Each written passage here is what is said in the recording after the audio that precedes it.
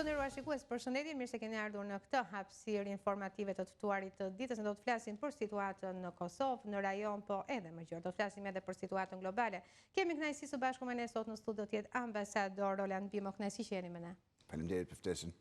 Ambasador, si e shikoni situatën në Kosovë pas atyre që kanë ndodhur së fundmi? Është lajm shumë i mirë që mbas një periudhe gati po mbushet viti që Kosova ka qenë e pa stabilizuar nga ana e qeverisjes, më së fundi është konstituar parlamenti, ka filluar nga puna qeveria, gjitha këto janë lajme të mira dhe pritet që agenda e qeverisë të tjerë zakonisht e ngjeshur për të kapur edhe kohën e humbur, sidomos në raport me disa projekte të Bashkimit Evropian që janë shumë të rëndësishme për Kosovën, si nga ana politike, por edhe nga ana ekonomike, disa projekte që kanë pas kërkuar patjetër konstituimin e qeverisë që mund të esin përpara. Nga dita e sotme që po flasim, është në një pozitë shumë më të mirë nga çka qenë po dhe një pozitë solide, premtuese për të ardhmen, por kam përshtypjen që po të gërvistim pak sipërfaqen kontradiktat politike dhe kultura politike e aktorëve në politikë kryesore në Kosovë nuk duket që ka pësuar në një ndryshim të madh, me gjithë dy palëzgjedhje brenda një viti, me vonesat që janë vënë re, me kritikat që ka marrë Kosova, udhëheqja e Kosovës nga Bashkimi Evropian apo nga Shtetet e Bashkuara të Amerikës. Nuk më duket se këto kanë zënë në një çik vend dukshëm në ndryshimin e sjelljes. Ajo që më bën të mendoj që ka ndryshuar, që ka ndikuar në ndryshimin e sjelljes së leadershipeve të grupimeve të ndryshme politike në Kosovë, do të jetë nervozizmi i elektoratit dhe tensioni që kanë shfaqur zgjedhësit në Kosovë në raport me partitë politike. Kështu që kjo është një situatë premtuese, nëse vërtet është efekti i elektoratit ai që ka sjell këtë ndryshim, këtë konstituim parlamentit edhe të zgjedhjet nominim të qeverisë, do të thotë që duhet të jetë stabilitet në të ardhmen. E qartë, pra është vetëm falë elektoratit mendoni ju, nuk ka ndonjë ndikim ndoshta nga jashtë? Nuk besoj, sepse ndikimi nga jashtë ishte maksimal gjatë vitit kaluar dhe më përpara, ndaj kryeministrit për të ecur në atë drejtim që do donte bashkia ndërkombëtare edhe për sa i përket çështjes së zgjedhjeve lokale, edhe për dialogun me Serbinë, edhe për një seri reformash të tjera brenda vendit. Por në shumicën e këtyre drejtimeve, udhëheqja e Kosovës zgjodhi që të ecte në atë kurs që ajo mendonte se ishte më i përshtatshëm për Kosovën, edhe fakti që u konfirmua në pushtet, do të thotë që vërtet ka lexuar më mirë se sa të tjerët dëshirën dhe vullnetin e elektoratit të votuesit në Kosovë përderisa u rikonfirmua. A do të jetë kjo një augur i mbar për raportet e Kosovës me Bashkinë Ndërkombëtare në të ardhmen? Mbetet për të parë. Gjithmonë është ky raporti midis shpresës dhe realitetit. Shpresa është gjithmonë shumë e madhe që gjërat të shkojnë më mirë dhe raportet me Bashkinë Ndërkombëtare të përmirësohen, të jenë më konstruktive. Por po të kthehemi në realitet, unë do thosha që realiteti nuk është shumë premtues, sepse po të vijë re përshëndetjet e para që vinin nga Brukseli, nga kjo po i them ministra e jashtme e Bashkimit Evropian Kaja Kallas, e vinë të theksin të raportet e Kosovës natyrisht me Bashkimin Evropian, se ajo për atë detyrë ka. Po nga ana tjetër, si detyrë parësore për Kosovën, vendoste ecurinë e dialogut Kosovë-Serbi. Padyshim edhe reformat, ndërsa në mënyra se si njoftohet nga shtypin Kosovë dhe nga udhëheqja në Kosovë, është procesi i reformave. Pra, përsëri vim tek e njëjta kontradikt në temp, në agjendë, në kohë dhe në hapësirë, si thua, midis udhëheqjes kosovare dhe asaj të Bashkimit Evropian, ku nga Bashkimi Evropian gjithmonë është theksuar që dialogu me Serbinë është një nga çështjet shumë të rëndësishme që do duhet të adresojë qeveria e Kosovës, ndërsa për kryeministin Kurti ka qenë gjithmonë gjë fundore, le të themi, jo se nuk ka qenë në agjendë, por ka pas shumë probleme të tjera prioritare në politikën e zotit Kurti, përpara se të trajtonte problemin e dialogut me Serbinë. Në momentet që po kalon bota, kur sistemi ndërkombëtar i bazuar në parimet e demokracisë liberale, ai që quhet rendi botëror i bazuar në rregulla, po ndryshon me një shpejtësi marramëndse, dhe nuk e di se sa mbajmë neve si vendet vogla parasysh faktin që gjeopolitika është një nga gjërat më cinike të tmerrshme dhe të pashpirt, dhe nuk kursen asnjëri me atë ligjshmërinë e vet që shfaqet mbasere pavarësisht që moralisht mund dhe është shpeshherë shumë e dënueshme ajo që ndodh, por fakt është që shpesh është forca ajo që vendos përballë arsyes dhe moralitetit apo asaj që është e pranueshme për moralin njerëzor. Kështu që duhet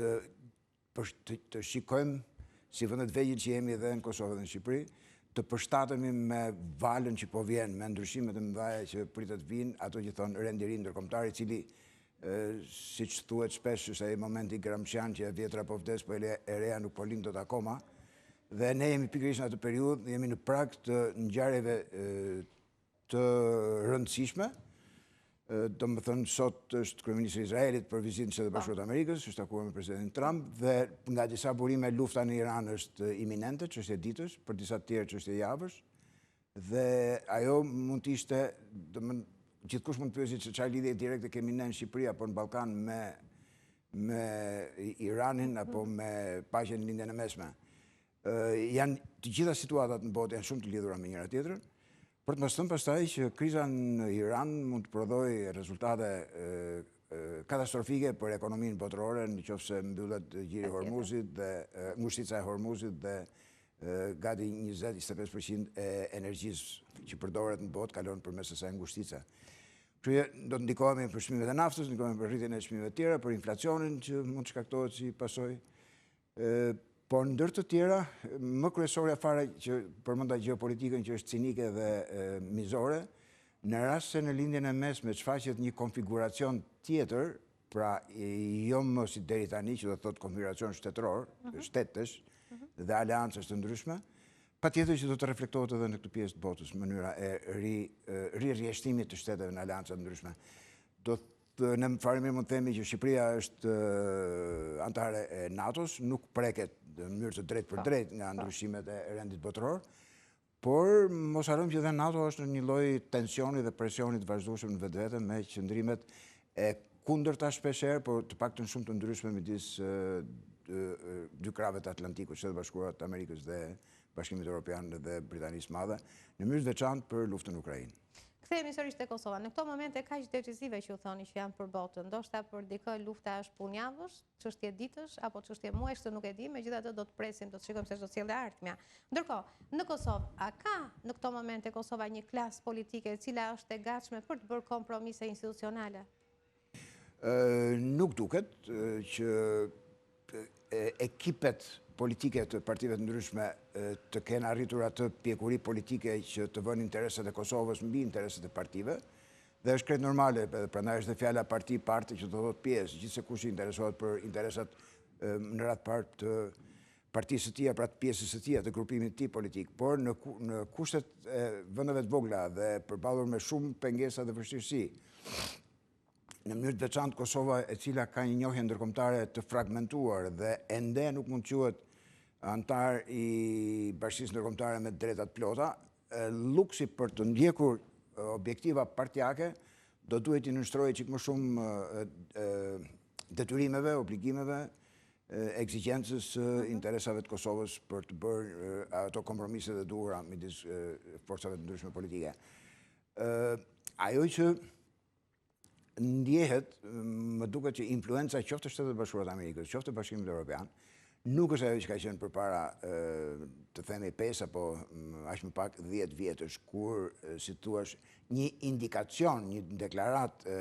anësore e një lideri të Bashkimit Evropian kishte një efekt të madh si në Shqipëri ashtu edhe në Kosovë apo edhe në të tjera të vejl. Sot duket që për shkaqe nga më të ndryshmet e ashtu quajtura fuqi transformuese e Bashkimit Evropian, që bollë ishte si fuqi e butë, si një ëndër e shumë shteteve për t'u antarësuar, i detyronte shtetet të ndërmerrnin reforma shpeshherë dhe të dhimbshme, shpeshherë edhe me kosto financiare për popujt e tyre. Sot nuk duket më ky predispozicion dhe duket sikur, ashtu sikur se brenda Bashkimit Evropian shumë shtete bëjnë me hile njëri tjetrit, brenda Bashkimit Evropian duket sikur edhe këto që duan të integroheni bëjnë me hile qoftë njëri tjetrit, qoftë edhe Bashkimit Evropian. Për shembull, bashkëpunimi rajonal, i cili ka qenë një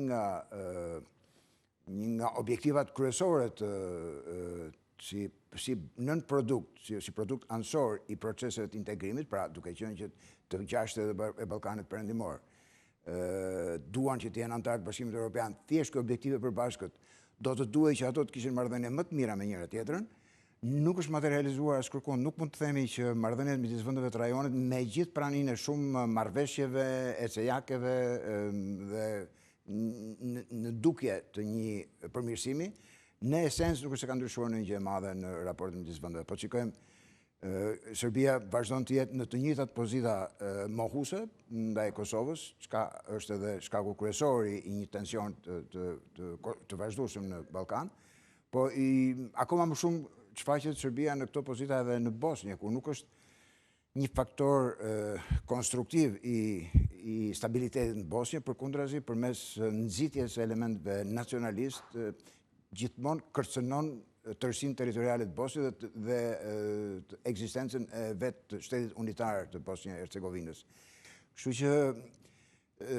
i rash pak gjatë, po për të vënë duke që dikur influenca e Shtetit Bashkuar të Amerikës dhe Bashkimit Evropian ishte shumë e madhe nga sa është sot dhe përpasoi dhe ecuria e vendeve tona në drejtim të reformave është më e ngadaltë sepse presioni është më i vogël. Ndërkohë, cilat janë sfidat më emergjente të cilat duhet të përballojë qeveria e Kosovës të paktën në 100 ditët e para? Në radhë parë është rifillimi nga puna e institucioneve shtetërore të cilat kanë qenë në gjendje të themi pezull, për shkak se nuk ka pasur qeveri. Janë 2-3 marrëveshje jashtëzakonisht të rëndësishme që bëhet fjalë për 10 miliona apo 100 miliona euro ndihmë nga Bashkimi Evropian për programe që do duhet të firmoseshin nga një qeveri e mandatuar nga kuvendi, siç është kjo e tanishme. Kështu i besoj këtë, si thua, normalizimi i raporteve me Bashkimin Evropian është një prioritet. Pastaj dhe çështjet e brendshme që kanë bërë me reformat legjislative, të krijimit të ekonomisë tregut, të zhvillimit më tej të lirive politike, por reformat e brendshme janë gjithmonë, si thua, paksa më të lehta për të bërë dhe për të rënë dakord se sa raportet me Bashkimin Ndërkombëtar, tek të cilat është gjithmonë ajo çështja e dialogut me Serbinë dhe nga sa duket nga të gjitha zhvillimet e viteve të fundit, nuk ka asnjë gjas që Kosova nuk di si them të marrë seriozisht apo të ketë në rend të ditës miratimin e statutit të komunave me shumicë serbe, pra ashtu quajtur zajednica apo bashkësia e komuna me shumicë serbe. Sepse duket që për të gjithë politikën kosovare, kjo është një çështje shumë delikate, që nuk dinë se si t'i qasen. Duket sikur nuk ka zgjidhje në fakt. Zgjidhje duhet ketë, sepse përderisa Kosova fitoi pavarësinë në bazë të Pakos Ahtisari, pikërisht kjo bashkësia komuna me shumicë serbe, edhe kjo është pjesë që përmendet në Pakon Ahtisari dhe në qoftë se të dyja palët, si serbët edhe shqiptarët, do t'i qaseshin me konstruktivitetin që përshkruhet në atë dokument, nuk është e pamundur të zgjidhet, por në momentin kur kjo çështje kthehet në mollë sherrri apo në objekt politik brenda vendit, atëherë në vend që të shkojë drejt zgjidhjes, shkon drejt krijimit të gjitha instrumenteve që të mos zgjidhet. Pra nëse dy forca politike krijojnë kapital politik pikërisht nga kjo çështje, atëherë bëjnë çështje mundur që kjo çështje të jetë sa më e komplikuar, sa më e kuklavitur që të mos zgjidhet, sepse përndryshe nuk do kishin se me çfarë të bënin politik në Kosovë. Prandaj shpeshherë këto gjëra në pamje të parë si shumë parimore dhe patriotike, indirekt apo direkt fshehin edhe synimet e caktuara politike. Në këto situata si shikoni raportet opozit-mazhorancë? Në Kosovë.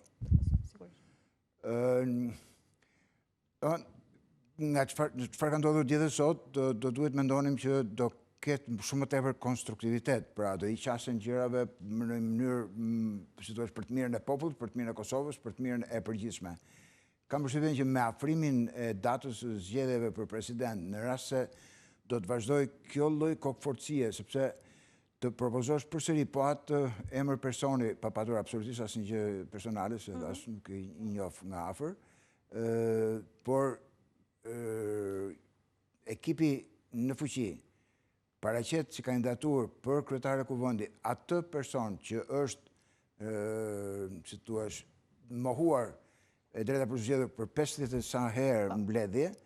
do të thotë që ti përsëri mundohesh ti kundërvihesh, pra nuk është shenjë kompromisi, nuk është shenjë marrëveshje, nuk është shenjë bashkëpunimi, është shenjë imponimi që unë fitova zgjedhjet, unë i kam mundësi që të imponohem dhe unë imponohem. Dhe në qoftë se do të jetë po e njëjta tendencë edhe për zgjedhjen e presidentit, pra kush të imponohet njëri tjetrit dhe jo kush të gjej atë masën e kompromisit, pra të takohen në mes të rrugës të gjitha palët, së çudi që në prill të kemi përsëri krizë politike dhe unë nuk do doja të bëja atë orakullin e keq, domethënë, po më duket se rrezikon një krizë institucionale. Më duket se drejta saj do shkohet. Domethënë, nga sa duket për momentin është e pamundur që palët të bien dakord për një figurë konsensuale dhe në prill ka shumë të ngjarë që të kemi zgjedhje të reja. Nëse ndodh kjo, shpresojmë që të mos ndodh, megjithatë. Shpresoj absolutisht shpresojmë të mos ndodh. Cili do të jetë roli i faktorit ndërkombëtar? Duhet patjetër faktori ndërkombëtar të ndërhyjë me patjetër? Faktori ndërkombëtar jam i sigurt që do donte sa më tepër stabilitet. Dhe prandaj jo vetëm në këtë pjesë të botës ku jetojmë neve, po edhe në shumë vende të tjera, 10 vjeçarin e fundit gjithë proceset demokratike të demokracive të reja kanë përparuar me shumë ngadalësi, le të themi, pra tempi i avancimit të demokracisë ka qenë shumë i ngadalt, sepse perëndimit në përgjithësi më shumë i ka interesuar stabiliteti se sa demokracia. Kështu që në një moment kur ka pasur stabilitet, kanë thënë, okay, edhe nëse ka pasur shkelje të drejtave të njeriut apo korrupsion këtu apo atje, është mbyllur një sy e një vesh dhe është lejuar për shkak të stabilitetit. Pra, kjo gjë do të vazhdojë edhe në muajt edhe në vitet që vijojnë, në rast se nuk do të ketë ndryshime esenciale në Bashkimin Evropian, sepse nga sa duken shenjat, ndryshimet do të jenë të shpejta dhe shumë të thella në drejtimin e vendeve kryesore të Bashkimit Evropian, duke filluar nga Franca, Anglia, Britania e Madhe, po ka të ngjarë edhe në Gjermani. Sondazhet e fundit nxjerrin në një pozitë goxha të vështirë kancelarin aktual, me një popularitet në rënje dhe një rritje të dukshme të atyre që quhen forcat të ekstremit të djathtë, Aleanca për Gjermaninë, AFD-ja. Kështu që në momentin që do të ketë ndryshime në leadershipin e vendeve evropiane, do të ketë një ndryshim, të themi, në mos kursit total të Bashkimit Evropian, do ketë një prioritetet të tjera për Bashkimin Evropian. Dhe sa më shumë forcat djathta që të vinë në pushtet në Europë, jo se kërcënohet ekzistenca e Bashkimit Evropian, sepse në fund të ditës ai që quhet tregu unik i shërben shumë mirë interesave franceze, holandeze apo gjermane, pra edhe këto që quhen forcat e ekstremit të djathtë, kur vjen puna ke tregu unik, janë në favor që të ekzistojë dhe të bilet të zhvillohet në tej. Por konsensusi politik, pra që ka të bëjë me politikën e jashtme të Bashkimit Evropian, do të jetë shumë i vështirë për të arritur për pasojë dhe interesi i Bashkimit Evropian në vitet që vijim, në qoftë se do të ndryshojnë garniturat politike, në drejtim të Shqipërisë dhe të Kosovës do të jetë gjithmonë më i pakët. Pra, ne do lihemi që të rrjedhim në atë jetën tonë të përditshme dhe ndoshta mund na bëjë mirë kjo sepse duke mos pasur ndërhyrje dhe tutel nga jashtë, ndoshta do mësohemi që të zgjidhim vetë problemet e brendshme që kemi. E ndërkohë, sa e konsoliduar është kultura parlamentare në Kosovë sot? Ajo duk gjatë vitit kaluar, do të thënë, është interesant që me një lloj keqardhje mund të thuhet që kultura parlamentare në Kosovë duket sikur ka pësuar rënien në krahasim me momentin kur Kosova u bë shteti i pavarur në vitin 2008. Dhe gjithmonë më shumë në fillimet e veta, po të shikosh mbledhjet të Kuvendit të Kosovës, të themi të para 10 viteve dhe sot, vëre një ndryshim të dukshëm në kulturën parlamentare, po dhe sidomos në etikën e të drejtuarit, në etikën e bisedës. Kështu që, domethënë, nuk besoj se mund të, mbase jam u gabim, por nuk besoj se mund të mburren si arritje në kuptimin e mënyrës funksionimit të parlamentit me avancimin e demokracisë apo me kalimin e viteve në demokraci, në një demokraci parlamentare. Viti kaluar mund të shërbej si një referencë nga e cila duhet nxjerrë konkluzionet se çfarë nuk duhet bërë, se çfarë nuk duhet në mënyra se si çfarë duhet shmangur në mënyrë që t'i jepet popullit Kosovës një jetë politike parlamentare më dinjitoze dhe më rezultative në radhë parë për ato reforma që i duhen Kosovës. Shkojmë pak tek çështja e gjykatës Hagës. Si e vlerësoni pretencën që dha prokuroria për 4 ish komandantët e ushtrisë qeveritare të Kosovës? Padyshim që është turp i përmasave të jashtëzakonshme ajo që kanë bërë prokurorët dhe të vjen ndërmend gjithaj debat që është bërë në momentin e miratimit të gjykatës speciale nga Kuvendi i Kosovës, ku shumë nga skeptikët u provua që kishin të drejtë që Parlamenti i Kosovës nuk do duhet ta kishte miratuar, të paktën në këtë formë siç është sot kjo gjykatë. Dhe kjo nxjerr në pa një moment disi delikat për cilësinë politike të liderave. E kanë votuar pa e kuptuar se çfarë kanë votuar, doni thoni? Jo, besoj që e kanë ditur fare mirë se çfarë po bëjnë, por kanë besuar në të ashtu quajturën parime demokratike të perëndimit, që shpesh del që është një farsë dhe jo gjithmonë ka një komponente demokratike në mënyrën se si funksionon perëndimi, është forca ajo që vendos në radhë parë, dhe pra kanë besuar më shumë se ç'duhet, ose ajo që është dhe më e rëndë dhe serioze, është që kanë bërë kompromise në funksion në favor të qëndrimit të tyre në pushtet. Pra duke bërë kompromise me Bashkinë Ndërkombëtare, kanë besuar që do të kishin më shumë mbështetje nga Bashkia Ndërkombëtare për të qëndruar në pushtet. Pra, siç ndodh shpesh në vende të vogla, ku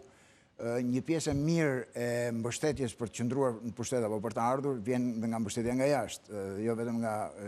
zgjedhja që bën elektorati i vendet. Kështu këto dy momente mund të jenë, por ajo që ka ndodhur me gjykatën është vërtet një diskreditim total i të ashtu quajtur shtet ligjor dhe demokraci liberale, sepse ata pa kur fare të drejtë janë mbajtur në burg, janë arrestuar me një akuzë tjetër,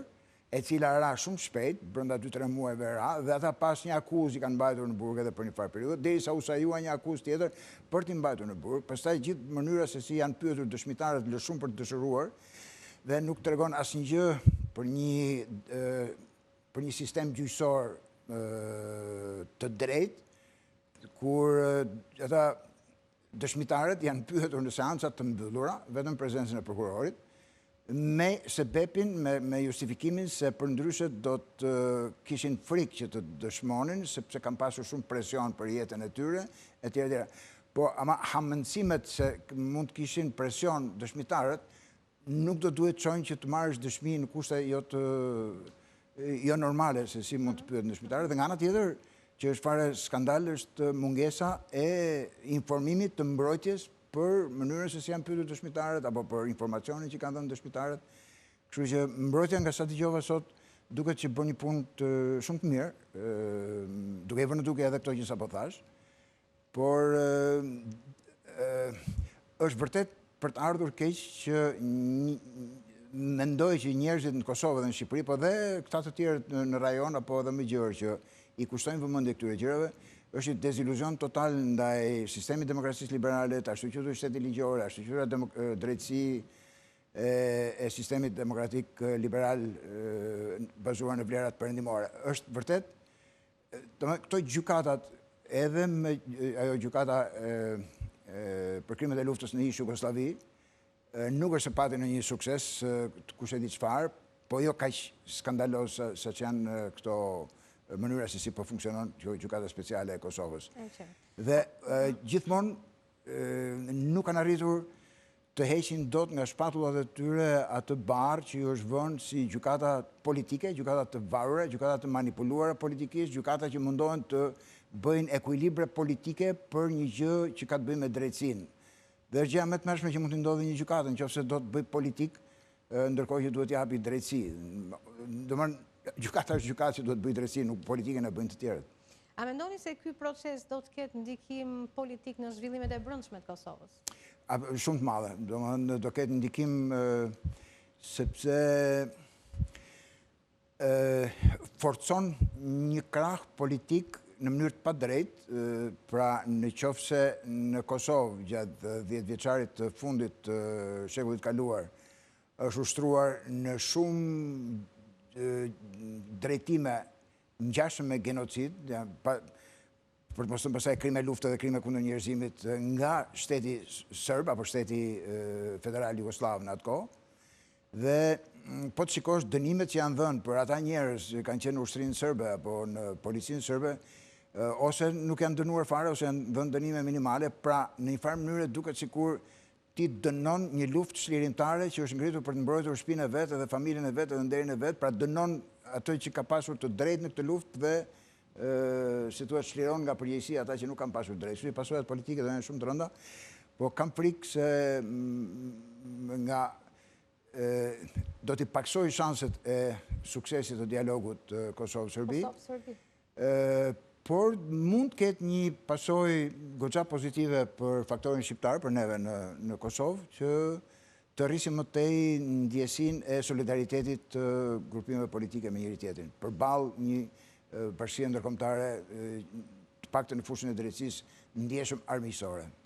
Ndërkohë në këto momente si duhet të pozicionohet Shqipëria? Shqipëria do duhej me të gjithë fuqinë e motorave diplomatik, politik që disponon të vëri në duke, natyrisht është delikate, kërkon pak, si thonë, aftësi diplomatike dhe politike për të mos u etiketuar si një entitet që po del kundra drejtësisë, por ama disa gjëra në momentet kur drejtësia dhe politika ndërthuren me njëra tjetrën, mirë është që shtetet e vegjël ta bëjnë të ditur zërin e tyre, dhe në mënyrë të veçantë do duhej një bashkërendim apo konsultim me shtetet rreth nesh, por edhe më gjerë në ato grupimet rajonale ku ne jemi antar, po pse jo edhe në Kombet e Bashkuara dhe aty ku kemi mundësitë në OSB, ku kemi mundësitë të themi zërin ton, do duhej të shpreheshim se çfarë mendojmë dhe si mendojmë në këtë rast. Nëse mendojmë që gjykata po funksionon okej, le të themi që po funksionon okej, po kam përshtypjen që nuk ka njeri në Shqipëri që ti duket kjo që dëgjojmë nga Haga që të jetë brenda logjikës normale njerëzore. Kështu që në këto kushte kur dikush të pickon do duhet të paktën të thuash që shiko se po më dhëm, në një farë mënyrë. Nuk janë probleme që nuk mund të lihen në heshtje dhe po të shikosh, këto kanë rrjedhur nga një indiferencë, nga një pakujdesi në tjetrën. Fillesat e kësaj pune janë që një mbledhjet e Këshillit të Evropës kur është paraqitur raporti Dick Martit, që ishte një shpifje totale dhe vetë koha e provoi që ishte sajesat krijuara nga Rusia dhe nga shtetet tjera, ja vu në gojë një deputeti, një përfaqësuesi të Zvicrës, më duket në Këshillin e Evropës, dhe që aty fillojnë pastaj dhe marrin spunto. Na rezulton që për shembull Shqipëria s'ka qenë prezent kur është votuar për raportin atje dhe si thua mungesa të vockla diplomatike, politike në një ambient, në një rrethan, çojnë pastaj në gjithë to pasojat. Detaj të padukshme ndoshta në fillim, por që tashmë kanë në këtë këndvështrim them që do duhet tashmë shumë herë më tepër vëmendje dhe aktivizim. Domethënë do ishte naivitet të mendojmë që nëse ne shprehemi për gjykatën mund të kemi pasoja në rrugën drejt integrimit evropian, apo të kemi raportet me shtetet tjera. Raportet me të gjitha shtetet nuk janë miqësore për shkak të llafeve të bukura. Raportet me shtetet tjera janë miqësore gjithmonë sa herë që ke interesat përbashkëta. Dhe kam përshtypjen që ne në Shqipëri vuajmë çik më shumë se sa shtetet e tjera të vegjël, që na duken sikur raportet me vende të tjera bazohen në miqësira personale të liderave, në miqësira personale të këtij apo të atij. Në fund të ditës, kur e shtrydh të gjithë çështjen, mbetet që shtetet kanë interesa dhe nuk mund të kesh marrëdhënie bazuar vetëm në llafin e mirë të njërit apo në llafin e mirë të tjetrit. Domethënë gjithçka çfarë interesa dhe sanksionohet pastaj në traktate, marrëveshje, konventa. Kështu që në këtë drejtim, sidomos për rastin Zoti Thaçi dhe kolegëve të tjerë, është vërtet imperative që Shqipëria do duhet të formulojë një qëndrim dhe ta mbaj si thua në agend, herë mbas here dhe jo thjesht vetëm me një deklarat, po të jetë konstante, të vërin duke, kam përshtypjen që nuk do të bëj gjë tjetër përveç se do të vërin duke një zëmërim edhe të popullit shqiptar. Besoj, nuk jam vetëm unë i vetmi që kam një lloj indinjate ndaj këtyre gjërave që po ndodhen dhe një përderisa shumica në qoftë se shumica e popullit shqiptar mendon në këto linja, atëherë qeveria është e detyruar që të reflektojë këtë lloj qëndrimi që vjen nga populli. Do t'i cekim pak edhe zhvillimet botërore në një cekon para prak, po duhet të ndalem pak tek qëndrimi juaj. Si e lexoni ju raportin Trump-Netanyahu dhe ndikimin e tij në lindjen e mesme? Kjo është vërtet çështje e ditës, domethënë sot zoti kryeministri i Izraelit vazhdon të jetë në Washington. Kam pasur një takim prej 3 orësh dhe para pak orësh kishim një konferencë përbashkët për shtyp nga e cila nuk është se kuptoje do të në një gjë të madhe. Ishin marrë vesh për shumicën e gjërave, për shumicën e gjërave dhe pastaj po edhe ndonjë gjë tjetër që e shikonin ndryshe. Domethënë tipike konferencat e shtypit nga cilat është e vështirë të orientohesh. Nuk kemi as hap përpara as hap pas. Problemi vëzhguesit nga afër, ata që mendojnë ose pretendojnë të paktën që i ndjekin nga afër këto gjëra, thonë që zoti Netanyahu ka paraqitur zotit Trump fotografi, skica, harta, koordinata, se ku janë ato facilitetet e reja ku Irani po zhvillon armët bërthamore, ku i ka raketat balistike që përbëjnë rrezik ekzistencial për Izraelin, si thuaç ka bërë një takim urgjent për t'i paraqitur provat e reja, evidencën e re Shtetet Bashkuara të Amerikës se Irani nuk po zbaton ato për cilat është angazhuar, pra është përsëri në një plan të zhvillimit të armëve bërthamore dhe një plan të fuqizimit të raketave balistike, të shtimit numrave dhe të shtimit të rrezës së veprimit të raketave. Interesante këtu është që zoti Trump ka në drejtim një nga agjensitë më të mëdha të informacionit në botë, që është CIA, kështu që pse do duhej zoti kryeministri i Izraelit t'ia paraqiste evidencën dhe jo agjensitë e tij, një herë më përpara luftës së 12 ditëve. Ajo drejtoresha e zbulimit e Shtetet Bashkuara të Amerikës e inteligjencës, Tulsi Gabbard, tha në një konferencë për shtyp se Irani nuk është, sipas informacionit që kanë Shtetet Bashkuara të Amerikës, Irani nuk është duke zhvilluar armë bërthamore, dhe zoti Trump tha në bordin e avionit që ajo nuk di gjatë e di unë, pra bazuar në provat që merrte nga shteti i Izraelit. Me sa duket përsëritet një njëjti skenar, përsëri janë të njëjtat prova dhe ka shumë të ngjarë që në të ketë një goditje. Problemi është që zoti Trump ka përshtypjen duhet të jetë midis dy zjarresh. Një është presioni i shtetit Izraelit dhe i lobit izraelit për të goditur Iranin, dhe nga ana tjetër është baza e tij politike, MAGA, e cila është absolutisht kundër çdo përfshirje të Amerikës në lufta të reja. Dhe ai mund të fitojë lobin, për krahun e lobit, po mund të mbasi bazën e vet politike, mund të fitojë bazën e vet politike, po humbet lobin, kështu që është vërtet një pozicion shumë delikat. Nga ana tjetër, ajo që precipiton mbas shumë analizave se çfarë kërkon Izraeli, përveç sigurisë së tij që është absolutisht një e drejtë legjitime, që të ketë garanci për ekzistencën e tij nga kërcënimet vdekjeprurëse që vijnë nga Irani.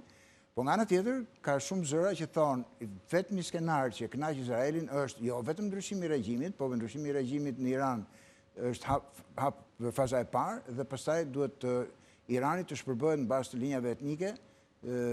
persët,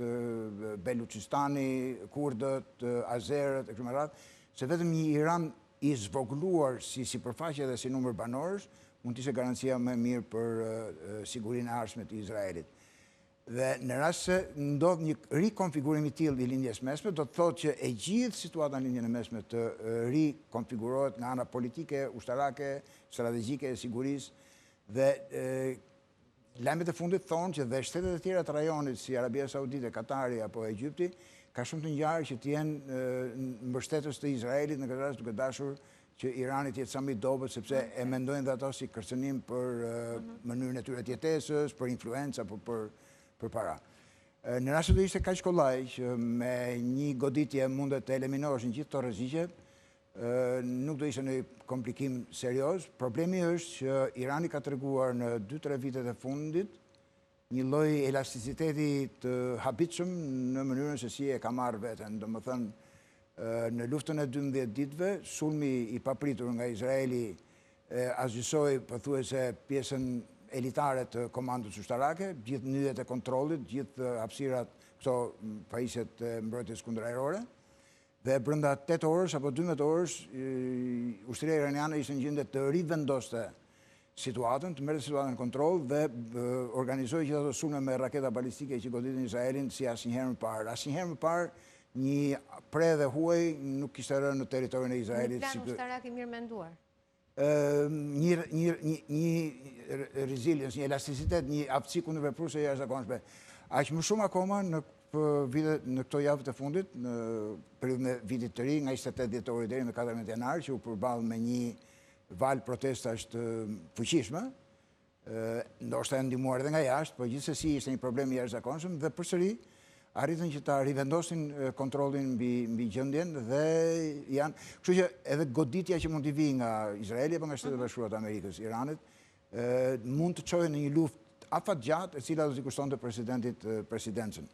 Megjithatë, në këto momente dhe në këto kushte në cilat ndodhemi aktualisht, a kemi ende shpresë tek diplomacia apo forca do të jetë fjala e fundit? Nuk besoj të ketë shpresë diplomacia, sepse mënyra se si është ndërtuar diplomacia amerikane është ultimative, është njësoj si të kujton atë ultimatumin e Austrisë ndaj Serbisë në vitin 1914, kur u vra Franz Ferdinandi. Domethënë, ultimatumi i Austrisë ishte i atill që Serbia nuk kishte çfarë bënte asnjë gjë tjetër dhe patjetër do shpallej lufta, edhe këtu në këtë rast. Nëse i thuhet Iranit që të heqë armët bërthamore, është okay.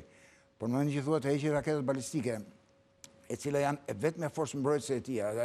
Irani nuk shihet për aftësi mbrojtëse të themi me radar apo me sistemet mbrojtjes kundër raketë. Vetëm aftësia mbrojtëse e Iranit është aftësia e tij goditse. Kështu që praktikisht i thuhet Iranit që të dorëzojë atë humbjen e tij strategjike në tavolinë. Pra nuk është marrëveshje ajo që i propozojnë amerikanët. Ai është ultimatum, dorëzohu. Dhe në rast se Irani do të dorëzohej, atëherë nuk do kishte më asnjë mundësi mbrojtje dhe plani tjetër për ndryshimin e regjimit do ishte lehtësisht i realizueshëm. Kështu që duke qenë se diplomacia e zotit Trump është diplomaci ultimative,